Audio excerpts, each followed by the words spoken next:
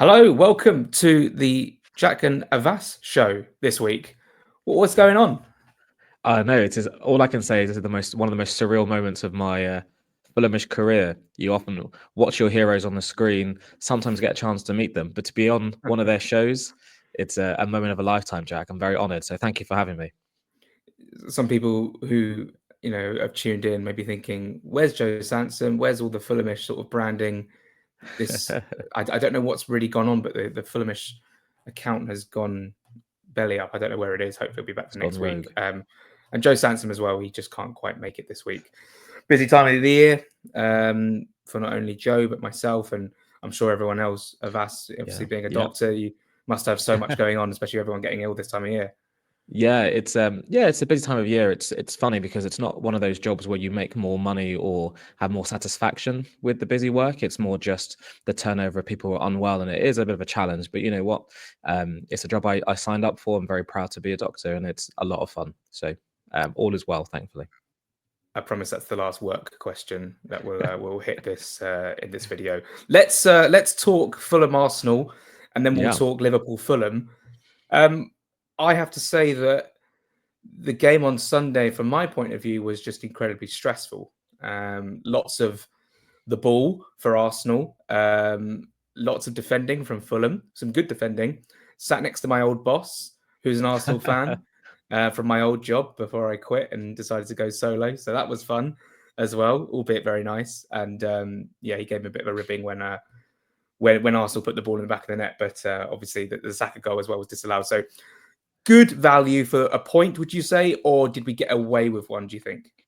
I think it's probably somewhere in between, which is the classic answer. As Yeah. much as you felt a bit nervous and felt trepidation to Arsenal's ball possession and the risks of them scoring, I never really felt like they were going to score in open play. I mean, of course, with the caveat they did score from open play, but it was offside. I don't think they truly threatened in the ways that I would fear Liverpool maybe next week or when Man City come rumbling along towards the end of the season. Mm. It's funny that this whole meme of them being the set piece kings, their fans were chanting it the entire game, weren't they? Set piece again, ole ole. And that Mm. really was their threat, both first and second half. And although Adama really had a number on Saliba in that first half, they slipped away in the second half with their goal. I didn't really feel like I was worried whether Lennon was making save after save or the woodwork was being hit a number of times. I just felt like it was one of those games where we were going to lose if we made a mistake. And Mm. thankfully, although they scored, it was them that made the mistake with the goal. That's a really good point. As much, the reason I felt stressed was because Arsenal had so much of the ball, and Fulham actually at times just struggled to sort of make something happen when we did eventually get the Mm, ball. But in terms of chance creation from Arsenal, like you say, the set pieces they're incredibly reliant on, and I think that when you're a team who's so heavily reliant on producing some set pieces, it's obviously a string to your bow, and that obviously was evident a couple of weeks ago when this all started to happen. But now mm. it's become like this sort of this is their identity, and I found it Yeah. quite incredibly. I said it in my own Patreon video that I found it quite cringe that Arsenal fans were lauding it every time they got a set piece. I know it's a threat, but also like I'd understand it if you're a team maybe in mid to lower Premier League status, but this is a Yep. top team with top players, Yeah. and they weren't really. They scored from open play, but it was offside, so it's almost irrelevant. They didn't create much at all from No. open play, and No. and just lots of the ball, lots of overturning it. Fulham couldn't quite get out. We had one real chance in the second half, one real chance in the first half where we scored, and Mm. I just thought the game was a bit boring. To be fair, it was a bit Yeah. boring. Yeah. I would certainly agree that there was a drift of real clear cut chances, bar the goals and maybe Pereira's chance as you mentioned in the second half. Just going back to the set piece element of things, the couple of points I'd like to think about. Certainly, the internet is provided these insights to me. Mm. Stoke City comes to mind, and everyone talks about it being the Stoke City way. But you mentioned the mid-table to lower table team. Exactly what Stoke was for a period of time before they got relegated. And you'd think, like in this current 20 team league, you'd think an Ipswich or a Leicester would be reliant on those set pieces to drag them out of losses into draws and things. You think Mm. a Man City and Arsenal, as you say, would be a feather to their cap rather than what they're reliant upon. And what really emphasized that was someone on Twitter, whether it was one of the stats handles, was saying that their open play XG was like less than half. and their Yeah. XG from corners was nearly 1, or I mean, it was beyond 1 or something. And it really emphasizes that they don't have creators in their team other than Saka and Odegaard. And if you, like we did, marshal them with our very own Berge and Robinson, they really are bereft of ideas. Martinelli, criminal for being offside, did absolutely nothing. And like Saka himself was outgunned, outthought, outmatched by Robinson, who I thought was superb, like was mentioned on the podcast.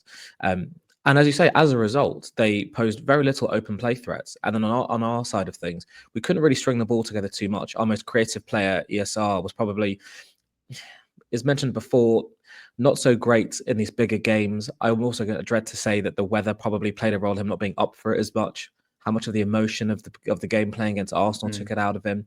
But Pereira coming on the pitch at the hour mark really made a difference in our energy, in our industry. But yeah, very few chances, very few things to write home about ultimately, Jack. This was an Arsenal team who in their previous away game scored 5 in the first half against West Ham. I think one of those came from a set piece. So there were opportunities, and they are susceptible to making chances. It's not susceptible. They are able to create chances from open play.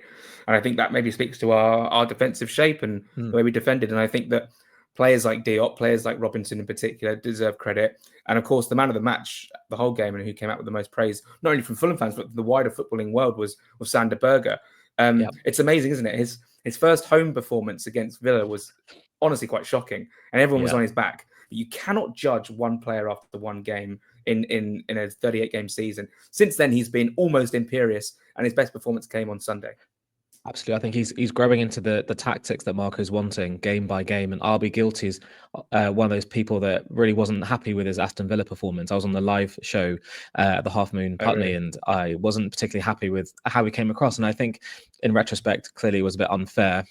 You think about Lukic, it took him over a year to really warm into his positioning, and now he himself is relatively undroppable. And Sander Berge is playing into the same kind of form, and he just reminds you of like a very long-legged. I wouldn't say reminds me of anything. He's got very long legs. Is how I'm trying to phrase something with long legs. He's like just incredible, because you think that the ball's gone away from him. There was a moment in the second half. It's a very innocuous moment where he was running towards the ball, and you think, oh, with the Arsenal player coming towards him, he's not going to make it. But his 6-foot legs just got to it. He toe poked it towards either Pereira or Iwobi at the time, and they weren't anticipating Berge getting it. And as a result, we lost the chance. And you think he was there for every moment that Arsenal could have been threatening. Him and Lukic were metronomes and turning over the ball. But he also has that thing that really helps us, which is he drives the ball forward with and brings the team with him. Thought he was absolutely superb, Jack. Another really good performance. Obviously, something that is quite obvious is the last 3 home games we've had, Wolves, Brighton, and Arsenal, have all been played in such horrible conditions, wet and windy. And obviously, we've played in the sun or in overcast weather against Villa and Leicester and Newcastle and games like that. I don't necessarily think it's had an effect on the way the game's played, because I think there were lots of goals in the Wolves game, and obviously affected our performance particularly. But against Brighton, we managed to turn that game from 1-1 to 3-1 and win the game, and obviously come out with a point. So a win, a draw, and a loss within those 3 games. I do hope the weather obviously improves sometime soon, probably towards the new year. It'll probably still be very, very cold. But you have to now look back, and this has now been said so many times since Sunday, that after the Wolves game, we looked at the fixture list and went, crikey, this is going to be really tough. And to come out of that with no defeats, 5 very, very good points, scoring in every game. We've scored in every game since Man United away. It's quite incredible, isn't it? Wolves have done the same as well since their Arsenal defeat on the opening day. Again, they scored last night through Matt Doherty. It is quite incredible how many goals are being scored. And I was just talking to a friend on a group chat just about half an hour ago. It's amazing the pattern of play and repetitive nature of games at Craven Cottage, where Fulham just keep taking the lead. We keep taking the lead in games fairly early. And this was such a good goal from Raul Jimenez, because he's not going nowhere. He's running. But if that was Alex Iwobi on the ball, he would slow down. He would wait for someone to maybe arrive to play a pass. Jimenez just goes for goal because he knows he's the only man up there. And I think, well, it's a cracking finish. What do you think? I thought it was fantastic, and the Fulham Twitter had a fantastic video of the build up of that goal, because Mm, all 11 players played a role in building it up. 21 passes. We shifted left to right, to left to back to right, all sorts of directions, pulling Arsenal strings in different positions. And what I loved about this goal were three things particularly. The weight on the ball from Tete was absolutely spot on. Raul didn't have to break stride to keep going running with the ball. But mm. before he gets the ball, he recognizes that Tete is going to play it and goes on the inside of Kyrgios in order to get that ball before him. And I thought that is the instinctive nature of the striker that he once was, and hopefully is going to continue to be. And thirdly, the early strike, precision, but timing was fantastic. Power on it was enough. Overall, an incredible goal. And although on the surface of it, you look at it and think, "Oh, it's a good finish." When you rewind it 30 seconds and we still have had the ball this whole time, it's up there with goal of the season for us. And that sounds probably a bit of an exaggeration, but it has to It be is. considered that way. What do you think? I think we're seeing this season in particular so many goals that Fulham are scoring with not only nice build-up play, but incredible assists. So we go Yeah, back to Kenny Tete on Sunday. I think of Anthony Robinson against Leicester for Iwobi's goal, and yeah, I think of Andres Pereira's flick for sorry, Raul no, Jimenez's flick yeah, for Andreas Pereira at Manchester City. Um, Great bits of play with players with very good technical ability, being able to pull off great passes to slide a player in and finish beyond the keeper. Um, there used to be a real worry about Fulham in recent Premier League history about goal scoring, and even as early as as recent as last season, where mm, before those 5-0 wins, we were struggling to score goals. You think of under Scott Parker, we just couldn't score 9 league goals at home all season. Real struggle for goals, but I mean, I obviously jinx it now. We're going to go to Liverpool side. It's going to be very, very difficult. And we scored 3 there last season in the league, 1 yeah, in the cup. yeah, And I do back us to score again at the weekend. I have an immense confidence in Fulham, not only yeah, creating chances against tougher opposition, but scoring those chances as well. And even when we only create 2 big chances, really in the whole game against Arsenal, one of them is stuck in the way. And yeah, Pereira's chance was almost similar to Jimenez, where he sort of went on a solo run and then hit the cross shot straight at David Raya. But yeah, we are capable of pulling out some big moments when needed. And I think maybe now we should transition over to the Liverpool game. mm, This is going to be the toughest game of the season, bar none. yeah, And I'm pleased that we've come into this game. We go into this game 3 unbeaten with confidence high. On the face of it, obviously Liverpool play in just about an hour's time away yeah, at Girona. So obviously, if they were to pick up an injury or two, that would help our cause. No Calvin Bassey, which is obviously very, very no, disappointing. Looks like him and Anderson will both be out of the game. So it looks like Diop Cuenca, so like a Carabao Cup centre back pairing for this yeah. game against Liverpool. I'm looking forward to watching Jorge Cuenca and relishing the challenge that he has ahead of him. And I think Issa Diop's been very, very good as well. So again, I'm not fearing this game whatsoever. I know it's going to be tough, but I'm not fearing it. Absolutely agreed. I think there was that initial fear of Diop from last season rearing his head this season, but this season he has been an absolute stonewall of a centre back. Before Anderson found his way back in the starting lineup, he was fantastic to start the season, and arguably would say it's a bit harsh that he got dropped for Anderson when he did. And since he's come back into the team, he's been imperious. And on the podcast, Drew was saying that he was talking to his 5-year-old about how the game was coming along, and he noticed himself saying Diop was clearing the ball, Diop was clearing the ball so many times, and you realise that he has been silently an absolutely superb centre back for us. And I was watching him quite closely to see just how he carries himself when we haven't got the ball, and he marshals the troops fantastically. He's always communicating, his arms out always, and I think that's something that Cuenca will really rely upon, being his first start in the Premier League, completely new country, new style of football. Although he's been here for a few months, this is going to be a big question and a big test of him. But there's a reason Marco signs him, and Marco very rarely misses with these signings. And although it takes him some time, I'm very confident that he'll slot into the role that we need him to. Because on the flip side to it, Jack, we're now having a settled central midfield, hopefully with Lukic and Berger, that could protect them even if they if they need to. And Liverpool themselves have some defending injuries themselves. So as much as we are worried about how we're going to be defensively, we're going to cause them some problems, as you say, if we set up the Man City way. Absolutely. Every time that Cuenca's come up in a press conference, asked about him as a person or as a player, Marco Silva said that it's interesting. His quotes were something like, "You'll be surprised by how Yeah, good he." And I think he has real belief in Cuenca. Obviously, it's difficult coming in and having players like Bassi and Anderson who have such a stable partnership. But this is his chance. He was always going to get a chance this season because that's just how it works. There are injuries, there are suspensions. Bassi was lingering on 4 yellows for quite some time, so it was always going to happen. Just so happens that Anderson's also injured as well. So I'm really looking forward to seeing what Cuenca can do. Sorry to interrupt, Jack. I was going to say it's not a No, bad time for Bassi to be suspended either, because this is kind of a game where on paper you don't think we're necessarily going to get any points out of it. It's probably better for him to be suspended now than the game against Southampton, which arguably we should be taking points from. Yeah, absolutely. Let's look at a possible lineup then. So with that defense sort of almost locked down, I'm guessing obviously Tete and Robinson will probably start on either side. New captain now, Anthony Robinson. Yeah. Really nice content, obviously coming out of the game with his daughter. That was really nice to see as well. That was lovely. You mentioned Berge and Lukic in midfield. So then what? You get into the 10 position, and there's been a lot of cries for Andres Pereira to start, and I actually would agree. I agree. Isn't it funny how the tables turn?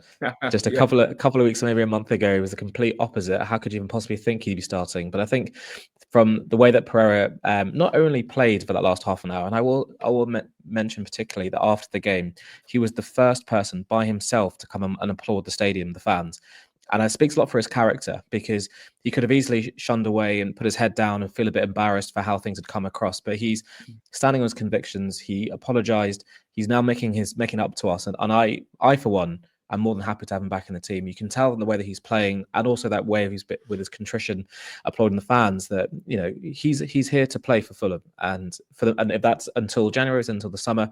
We've got to back him. These boos, even on Sunday, there were some boos when he came on and when he was warming up. And I just think it's let bygones be bygones. Let's move on. Let's back our players. And I think, given the way that Pereira played and the way that ESR didn't play, I think that you start Pereira, and I think you play Iwobi on one side, Adama on the other, and have that hybrid back 5, back 4 that we've played against Man City and played against Arsenal. Yes, actually, that's a great thing to mention. We'll probably see that again on Saturday. Iwobi basically playing the De Cordova Reed role, where he just sort of comes into right back, Tete playing as that third centre back, and that's just an out of possession shape, and I think that's very nice, just to sort of have a bit more stability at the back with that extra man. And then obviously when Fulham break, you've got that space to run into, and that's actually initially, I think, why for most of the game on Sunday that Adama was playing down on the left and Iwobi is on the right, so he could play in that right back position as opposed to left back, because obviously Robinson occupies that position so well. So yeah, I agree. I would start with Pereira in the 10, on the right Adama, just to give us a bit of pace. I think Wilson could start, and maybe start. He started at Anfield last season and in the league and scored. And then Iwobi on the left, and then down the middle, I think I'd have to go with Raul Jimenez again. I think you have such a great goal. Also, I think what's understated as well is that we now finally have a week off for these players to recuperate and regenerate. Thank God. Someone like Tete, someone like Raul has that week to recover. I was going to say, do you think there was a particular reason why Adama was so ineffective against Arsenal? Do you think it's purely because of the weather and the wind not allowing those higher, longer balls to go behind Arsenal's defence? Or do you think he's like out of form for a bit? Or what do you think? Because how does that fit into the game on Saturday against Liverpool? Yeah, I know what you mean. It was an off day. There was this chance in the first half where Adama had the ball in Arsenal's half, and I was thinking, just go and drive and at least cause problems. And what he does is he gets his head up and he tries to play it out to what would have been the right hand side with Iwobi, and it just floats out for a throw in. Thinking that's so unlike you. If you had the chance to drive at defender, I don't know why you just don't do it. That was obviously the wrong decision. Maybe he's just had a couple of off games. Obviously, he's not been in the starting 11. He's just sort of trying to get back into the swing of things. But I definitely feel like, away at Anfield, the way in which he did that at Manchester City, the space he got in behind, we can have joy, and I think that's where we will get joy. I was having a look at Reece Nelson's still injured as well. I was having a look at the Liverpool team playing against Girona, and where the injuries and the suspension to McAllister leaves them for this game for Saturday's game. And I do think that the defence is something that Adama could trouble. So Joe Gomez is starting a centre back with Van Dijk, and Andy Robertson hasn't had a good year. So there are a couple of couple of facets in which we can exploit. And the midfield three today is going to be the same, more than likely, that's going to play on Saturday: Gravenberch, Curtis Jones, and Szoboszlai. Because with McAllister suspended, they're hardly going to play Harvey Elliott. He hasn't played all season.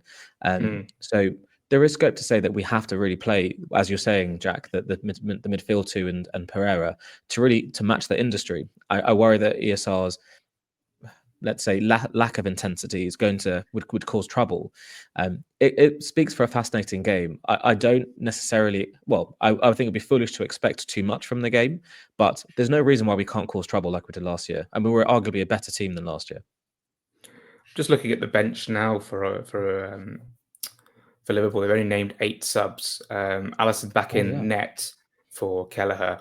So no Chiesa, no Bradley, no Konate, no Tsimikas, all injured, and McAllister is suspended for this particular game in the Champions League. I unfortunately can't watch that Liverpool game. I'm going to be at the under-21s tonight, but I will keep a close eye on it. I'm sure everyone else will keep a close eye on it from afar if they can't watch it either, or can watch it, whatever. But this is going to be a tricky one. Obviously, Liverpool, I've just, earlier obviously did my own Patreon content and looked at their season. They've only lost 1 game to Nottingham Forest. It was just an off day. It happens.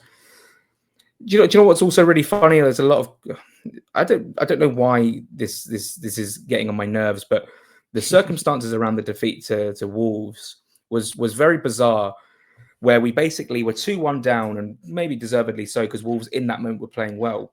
Lost a player through Anderson, but basically what Marco Silva said, because I asked him about it last week, about how Fulham reacted differently from going down to 10 men against Tottenham to Wolves.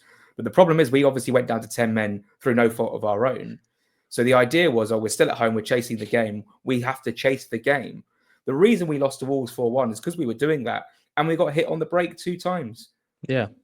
And we conceded another 2 goals. And those 2 goals were very good goals. They weren't like we were making mistakes and they had holes in the back of what was left of our defence. They scored 2 fantastic goals.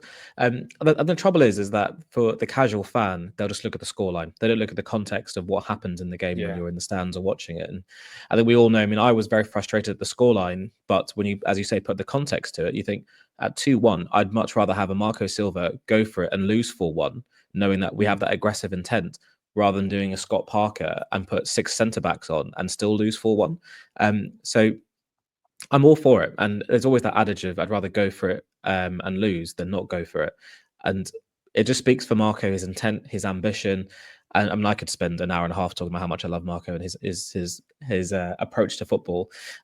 But it was an off day, as you say.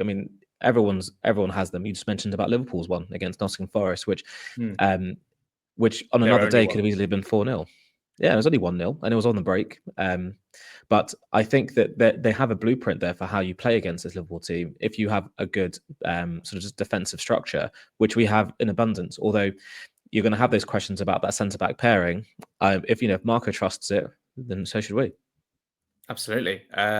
Obviously, Liverpool, the 3-3 draw against Newcastle, they conceded 3 goals. They can be got at. Obviously, Keller making a big old mistake in the last minute. But great goal from Isak as well. And obviously Gordon scoring as well. Brothers shouting for no reason. Right. Back in the day, they used to show back in the day the speed of your shot. Those shots, I'd love to have seen how fast that Isak shot was, because that was bursting any net, wasn't it? Yeah. No keeper saving that. No. Okay, so how do you think this game's going to go then?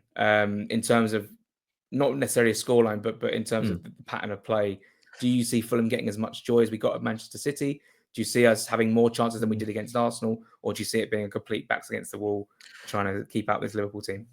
I think it's going to probably be a very similar game to what we just saw on Sunday. I feel like Liverpool's central midfield is fantastic. They have that perfect balance that allows them to both be strong, but also technically fantastic. And I think with Mohamed Salah on red hot form, I think we're going to try to contain to start with. I do expect us to have that 5 out of possession in defence and hit them on the break. I think that's why I veer towards Adama starting again and hopefully play him back into form. And although it's ironic to say that he only needs one chance to score, he needs 1,000 sometimes to score. But I think that one goal in his locker will really change his demeanour and how he plays. And I think it's going to be backs against the wall for a lot of it. And the longer we can keep Anfield quiet, the better for us. And we hit them on the counter a couple of times and they'll get fearful. They might start to worry about what's behind them than what's in front. And anything can happen. I'm unfortunately not able to go to the game. I've got a lot of, I'm hopefully moving into my new house in the next couple of weeks, which has taken 2 years, which is for another podcast. So I'll be out checking on my phone intently on the day. But I expect it to be a very, very difficult game. How do you see the game coming along? I think it's going to be interesting as to how we start the game. What's evident at Anfield is that the crowd can get easily frustrated. Obviously, if their team is not 2-0 up, 3-0 up by half an hour, they're obviously a very expectant crowd, but you get that at any top 6 game. Happened against Spurs as well. I think obviously Spurs are a lot weaker than Liverpool. Liverpool have been absolutely imperious this season. I do think it's going to be very, very difficult to maintain the ball, keep the ball, the retention, and then also this is why a player like Tom Kenny would be so good in this game. We've seen that before when he came off the bench and actually helped us take the lead against Liverpool last season. He's obviously not going to be available, but Liverpool will probably overturn the ball a lot. They'll definitely have a lot of chances, put a lot of pressure on that back four. But it's just whether Fulham can utilise the ball. And actually, I can see a scenario where Fulham get the ball after a move breaks down, the ball falls to Robinson, and I think or Tete or Robinson, they've got to get their head up and see where Adama's running and just try and play him at least down the line. Try and get him running at whether it be Trent or whether it be Robertson or whoever's playing at right back, even a Joe Gomez or whatever at left back. But just get him running at them, try and open up that space, and then obviously get Pereira in the pocket, get Jimenez running towards goal, and then on the left-hand side have Iwobi sort of supporting as well. And then sort of don't have to push Berge and Lukic too high up, as if we lose the ball, which is, if it's likely that it breaks down, then we've got enough bodies back to sort of stop a transitional counter-attack. So I think it's going to be difficult. It's just whether we can take chances on the break, really. And that's where they're devastating as well, aren't they? They are very clinical, but they can score in so many different ways that we've got to be really on it for the entire game. And as you say, we've got to make the most of the little that we're going to be given. What's really I was thinking about this as you were speaking is Iwobi's positioning is going to be quite interesting as well, because he'll have to play on that right hand side because of the way that we set our structure off the ball, which is a bit of a shame, I was thinking, because Adama against Robertson on their left would have been the perfect matchup for us. But if we were to have But if you did that, how would you still have Iwobi essentially being the left wing back in that role? Because then it kind of stifles what we get out of Robinson.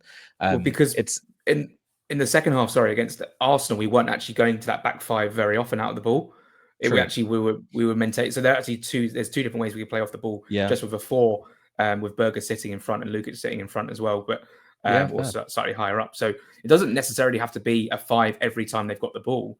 But if we start like that and then mix it up and then switch sides with Iwobi and Adama or whoever starts Wilson, then there's I don't necessarily think that playing five out of possession all the time will just nullify threat just because it's an extra man there. It's almost braver actually stepping out and having four and just trying to pick them off. I think it's a fair point, actually, because I imagine Liverpool would have done their homework and used the analysis to see that we have done that five at the back, and they would prepare for it, but also seeing, as you say, that we don't always stick to that. And I think us being able to be so versatile in those different ways, both attacking and defensively, really is a feather in Marco's cap as well, because we have so many different ways that we can play, and it allows us to have such conversations where we can play 5 or 4. It just makes it really fascinating, because I think that where we work so well against City is that we isolated. Was it Rico Lewis that was playing right back in that game? That Adama really dominated. And I think that if we can do the same to Andy Robertson, who's getting on in age a little bit, I think that's where the game can be had, or even over the top of Virgil van Dijk's head if we can get it past him. I think that's where for us the game is.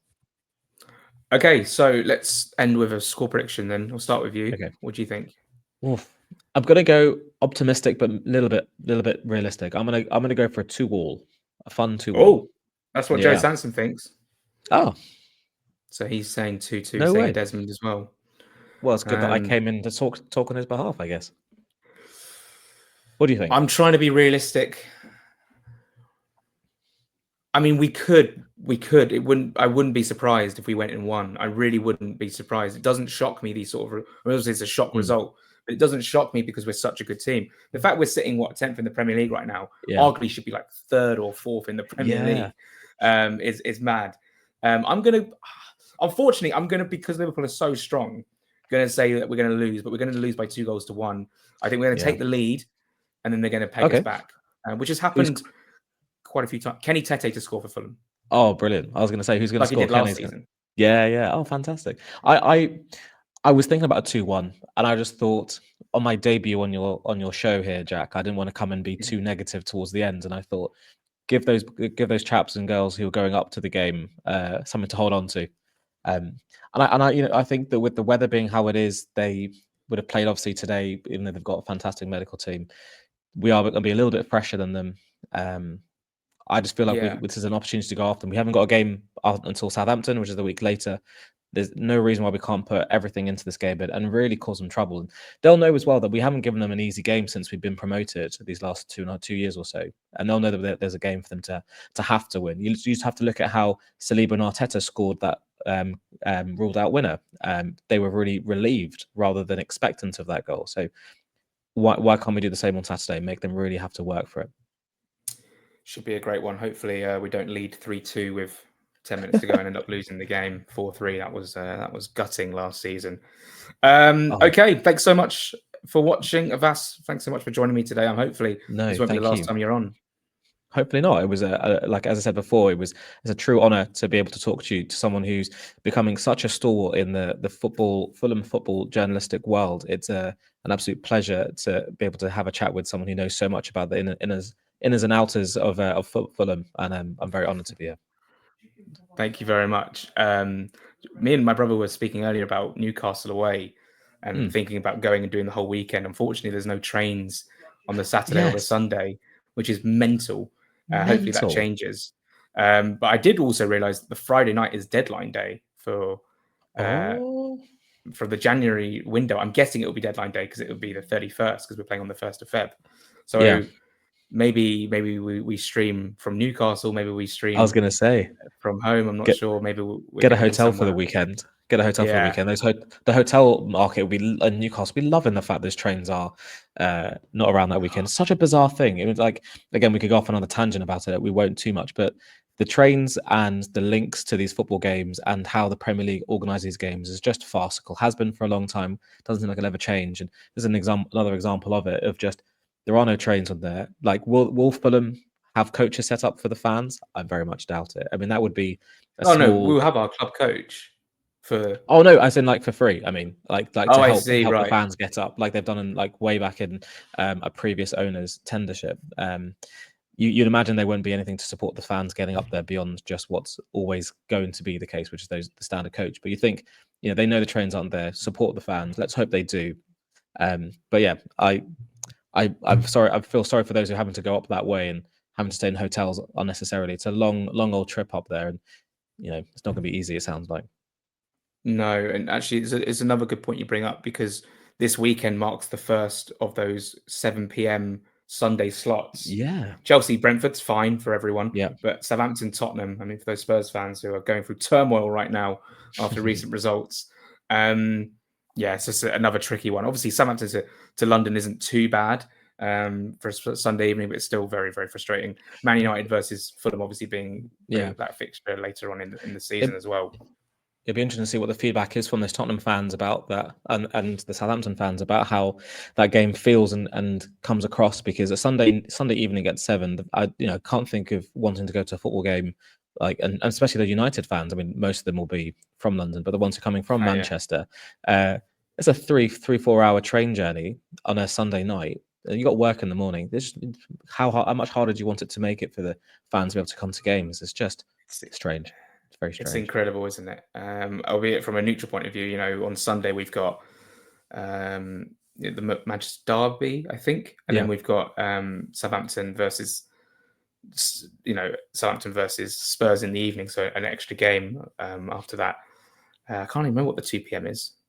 I was going to have a look. Oh, it's Palace Brighton, isn't it? Palace Brighton, yeah. It's like a Oh, derby I'm so week, up for that. derby Sunday almost. That's gonna be great. Oh, okay, we've rattled on for longer than usual. It's always the case here on Jack and Joe, but it's Jack and Avais today. Avais, thanks so much for being here, mate. No worries. Thank you so much for having me. No outro today. It's just going to end like this. So thanks very much for watching, and we'll speak again next week. Cheerio.